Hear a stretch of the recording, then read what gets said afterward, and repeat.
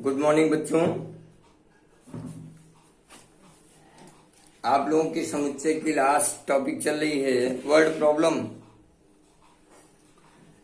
Problem on the basis of cardinal numbers of the set. समुच्चय की अवयवों की संख्या के आधार पर बने संबंधों से संबंधित प्रॉब्लम, जिसमें कल मैंने आप लोगों को कुछ बताया था। आज फिर मैं आगे जो नहीं था उसको ले चल रहा हूं, प्रोसीड कर रहा हूं। देखिए आप लोग, क्वेश्चन नंबर दूसरा, ये मैंने आपको कल नहीं बताया था, आज मैं बता रहा हूं। आप लोग प्रयास किए होंगे। क्वेश्चन नंबर सेकेंड, 25 छात्रों की एक कक्षा में 12 छात्र गणित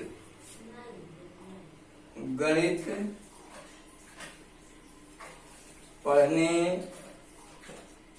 वाले छात्र को हमने M बनाया और जीव विज्ञान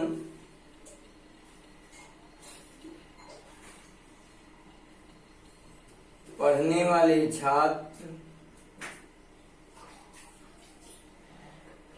को हमने समुच्चय B बना लिया। कुल छात्र हैं 25, यानी number of M union B is equal to हो गया 25। अब प्रश्न शुरू होता है, 12 छात्र गणित, केवल मैथमेटिक्स पढ़ने वाले 12 छात्र। 8 ने गणित लिया है लेकिन जीव विज्ञान नहीं। गणित लिया है लेकिन जीव विज्ञान, ये है, देखिए ये M intersection B dash, M है लेकिन B नहीं है। उन छात्रों की संख्या ज्ञात कीजिए जिन्होंने गणित और जीव विज्ञान दोनों लिया है। यानी we have to determine the value of M intersection B। Math भी लिया और जीव विज्ञान भी लिया। बच्चों ध्यान दीजिए संबंध, चूंकि M intersection B dash is equal to NM minus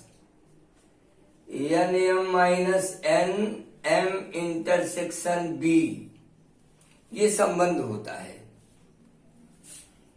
इसका मान हमारे पास मौजूद, NM का भी मान मौजूद, इसको हमने बना लिया X। पक्षांतर करेंगे तो 12 बराबर माइनस X, माइनस 4 बराबर minus X। Now X is equal to 4। अतः गणित एवं जीव विज्ञान दोनों पढ़ने वाले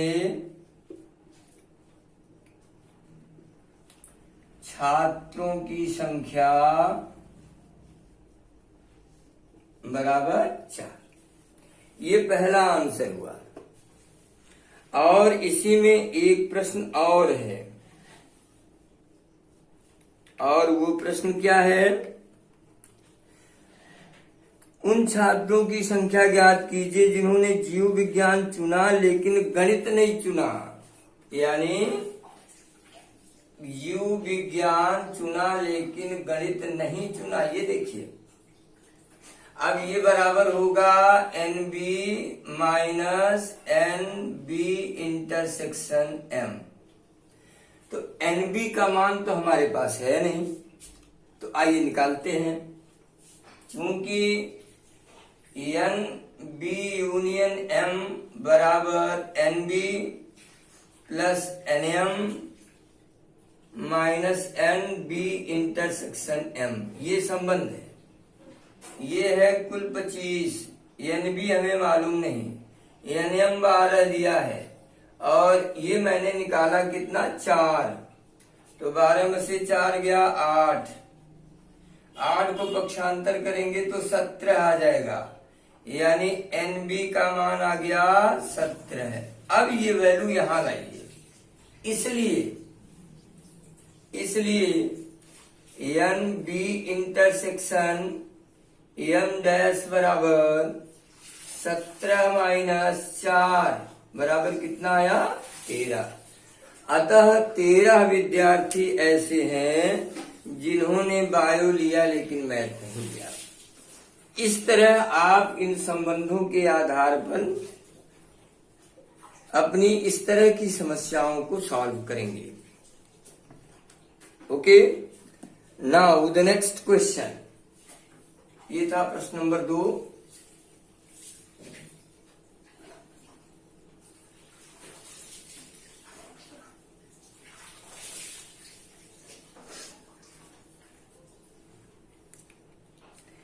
प्रश्न नंबर 2। अब आइए प्रश्न नंबर 4 पर। तीसरा मैंने शायद बताया, चौथा भी बता दिया था। 5वें में आइए। कुछ व्यक्तियों किसी चर्म रोग से पीड़ित हैं। इनमें 120 व्यक्ति रसायन C1 यानी NC1 बराबर 120, 50 व्यक्ति C2 NC2 50, 30 व्यक्ति C1 व C2 दोनों से प्रभावित हैं। C1 इंटरसेक्शन C2 बराबर 30। तो प्रभावित व्यक्तियों की कुल संख्या कितनी है? यानी C1 यूनियन C2 की वैल्यू हमको चाहिए। Total number of the person who is affected from C1 and C2, C1 or C2, not N. So we know that NC1 union C2 is equal to NC1 NC2 minus NC1 intersection C2। NC1 का मान 120, ये है 50 minus 30, तो 170 minus 30 बराबर कितना हो गया? 140। अतः C1 एवं C2 से प्रभावित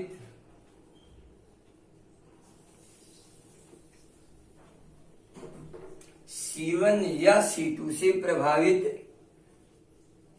व्यक्तियों की कुल संख्या कितनी हो गई? 140। ये है आपका प्रश्न नंबर 5। छठा तो मैंने बताया ही था।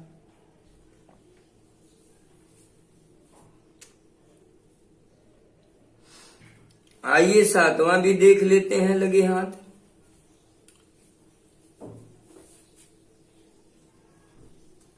प्रश्न नंबर 7 है,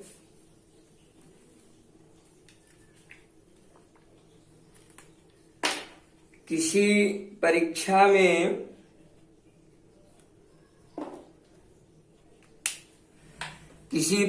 में गणित व अंग्रेजी में प्रथम श्रेणी अंक प्राप्त करने वाले 80 छात्रों में से 50 छात्रों ने गणित में तथा 10 छात्रों ने अंग्रेजी व गणित में प्रथम स्थान प्राप्त किया। कितने छात्रों ने अंग्रेजी में प्रथम स्थान प्राप्त किया? ये तो बहुत ही आसान प्रश्न है, इसे आप स्वयं हल कर सकते हैं। आप सीधे सीधे यही संबंध जो मैंने लगाया था लगा सकते हैं। क्वेश्चन नंबर 7 में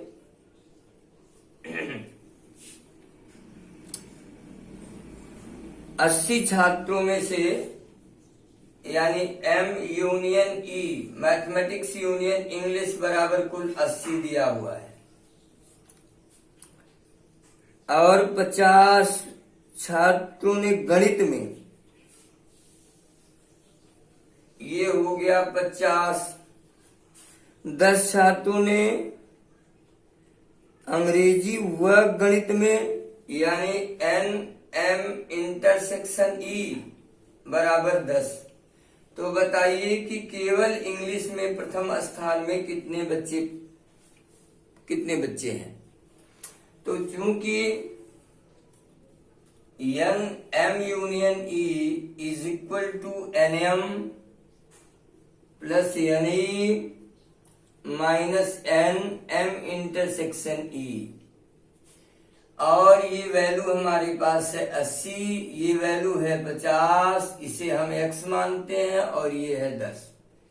50 में से 10 गया 40 धन x, total number of x पक्षांतर करेंगे यानी x बराबर 40। यानी अंग्रेजी में प्रथम स्थान प्राप्त करने वाले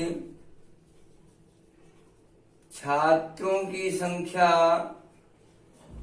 40। ये इसी प्रकार आइए प्रश्न नंबर 8वां। प्रश्न नंबर 8 भी देखते हैं, अच्छा प्रश्न है।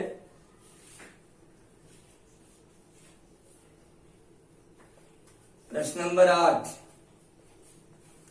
100 व्यक्तियों की कार्यशाला में 29 भारतीय महिलाओं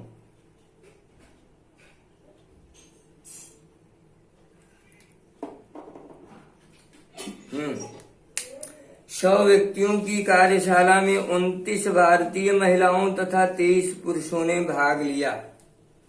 यानी आप कह सकते हैं महिला भारतीय महिलाओं की संख्या बराबर कितना है 29 तथा 23 पुरुषों ने भाग लिया। पुरुषों की संख्या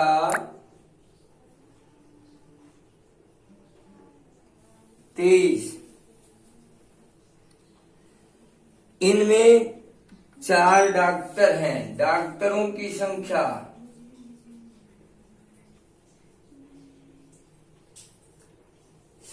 बराबर 4।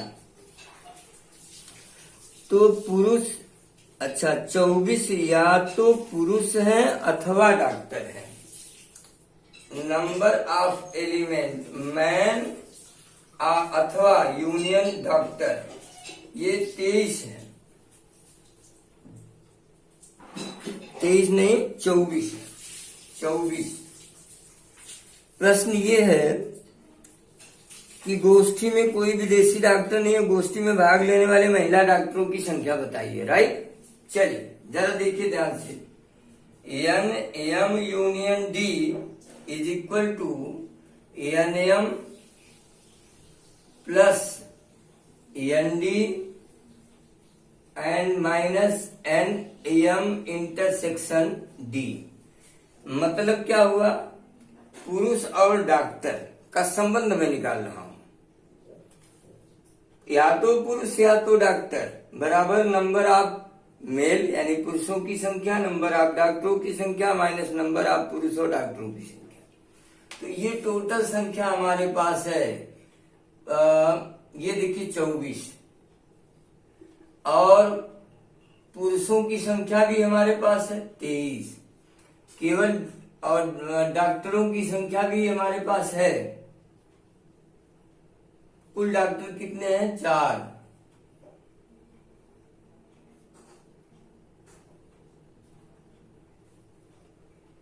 एम इंटरसेक्शन डी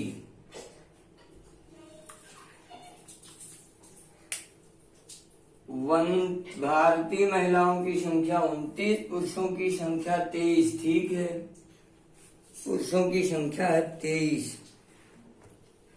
हाँ 23 4। चलिए कुल मिलाकर ये हो जाएंगे 4 माइनस कितना हो गया, इसको हमने बना दिया x। 4 डॉक्टर हैं कुल आपके पास, कुल डॉक्टर। अब ये नहीं मालूम कि वो पुरुष है कि महिला। तो 23 4 27 माइनस x, पक्षांतर करेंगे तो 24 माइनस 27 बराबर माइनस x, माइनस 3 बराबर माइनस x, कट गया x इज इक्वल टू कितना आया 3। तो ये 3 पुरुष डॉक्टर निकल गए, इसलिए पुरुष डॉक्टरों की संख्या बराबर 3, इसलिए महिला डॉक्टरों की संख्या महिला डॉक्टरों की संख्या, कुल डॉक्टर हमारे पास थे 4, 3 पुरुष डॉक्टर हैं, घटा दीजिए तो 01, यानी 1 महिला डॉक्टर है और बाकी 3 क्या हैं, पुरुष डॉक्टर हैं। तो इस प्रकार बच्चों देखिए प्रश्न नंबर 8 तक मैंने आपका सॉल्व कर दिया। अब कुल प्रश्न और कितने हैं आपके पास, 2 क्वेश्चन और। तो अब आराम से रिलैक्स देखिए, एग्जाम्पल आपके पास 14 हैं। 14 एग्जाम्पल आपने कौन सा एग्जाम्पल किया, आपने कौन सा क्वेश्चन टेकअप किया, आप करिए, नहीं करेंगे तो आपको नहीं समझ में आएगा। आज मैं यहीं रोक रहा हूं, फिर कल मैं आगे जो प्रश्न रिमेनिंग बचे हुए हैं उनको भी सॉल्व करूंगा, लेकिन पहले आप इन्हें समझें, इनको करें। नहीं करेंगे तो आपको समझ में नहीं आएगा, ये ओके। तो आज के लिए बस इतना ही, धन्यवाद, बहुत बहुत धन्यवाद।